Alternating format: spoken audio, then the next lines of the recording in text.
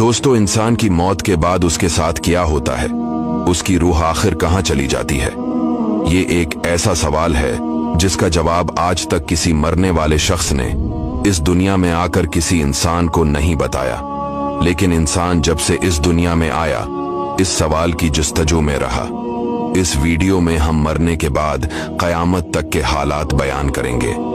प्यारे व्यूअर्स, जब इंसान इस दुनिया को छोड़कर जाता है तो इस इंसान की रूह इसके जिस्म और इस दुनिया को छोड़कर एक ऐसे मकाम की तरफ सफर करती है जिसे आलम बरज़ख कहा जाता है। जब इंसान इस फानी दुनिया को छोड़कर चला जाता है तो फरिश्ते उसे लेकर आसमानी दुनिया पर पहुंच जाते हैं और इसके लिए दरवाजा खुलवाते हैं तो खोल दिया जाता है। यहाँ तक कि 7वें आसमान तक पहुंचा दिए जाते हैं तो रब फरमाता है, मेरे बंदे का एमाल इल्लियन में रख दो और इसे वापस जमीन की तरफ ले जाओ, क्योंकि मैंने उन्हें जमीन से ही पैदा किया, वहां ही लौटाऊंगा और वहां से ही दोबारा निकालूंगा। फिर उसकी रूह उसके जिस्म में वापस कर दी जाती है।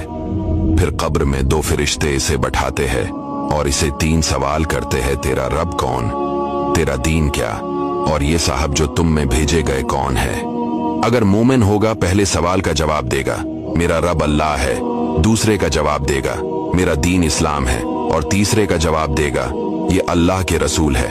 फिर आसमान से पुकारा जाता है, मेरे बंदे ने सच कहा, इसके लिए जन्नती बिछोना बिछाओ, जन्नती लिबास पहनाओ और जन्नत की तरफ दरवाजा खोल दो। चिनाचे इसकी तरफ जन्नत की हवा और खुशबू आती है। इसके बराकस अगर काफिर इस दुनिया से चला जाता है तो आसमान से सियाह चेहरों वाले फरिश्ते उतरते हैं और कहते हैं, ऐ खबीस जान, अल्लाह की नाराजगी और गजब की तरफ निकल।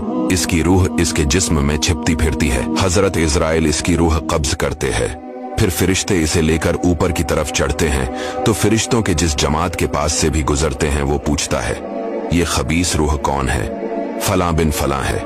फरिश्ते उसका वो बदतरीन नाम लेते हैं जिससे वो दुनिया में याद किया जाता था, यहाँ तक कि उसे आसमानी दुनिया तक ले जाते हैं और उसका दरवाजा खुलवाना चाहते हैं लेकिन नहीं खोला जाता।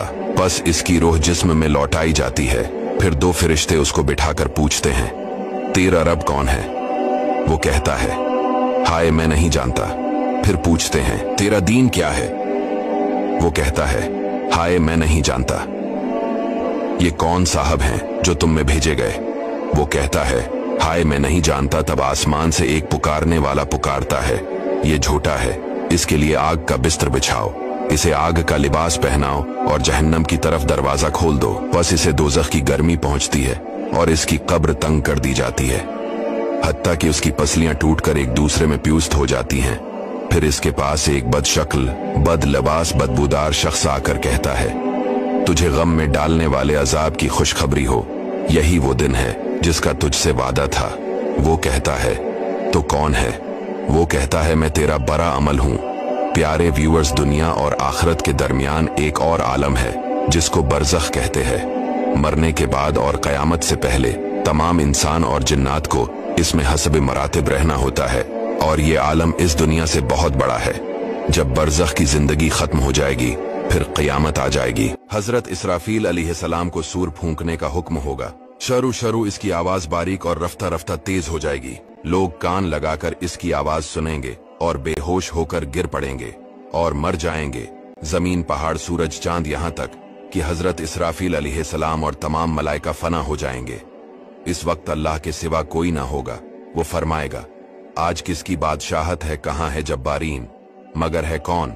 फिर खुद ही फरमाएगा, सिर्फ अल्लाह वाहिद कहार की सल्तनत है। फिर जब चाहेगा हजरत इसराफील को दोबारा जिंदा फरमाएगा और सूर को पैदा करके दोबारा फूंकने का हुक्म देगा।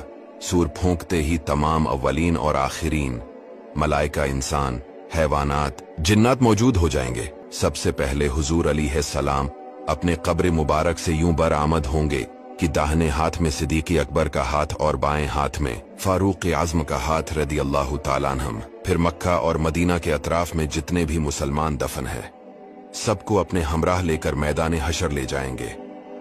क़यामत के दिन लोग अपनी अपनी कब्रों से नंगे बदन, नंगे पांव, कोई पैदल कोई सवार होकर मैदान महशर की तरफ जाएगा।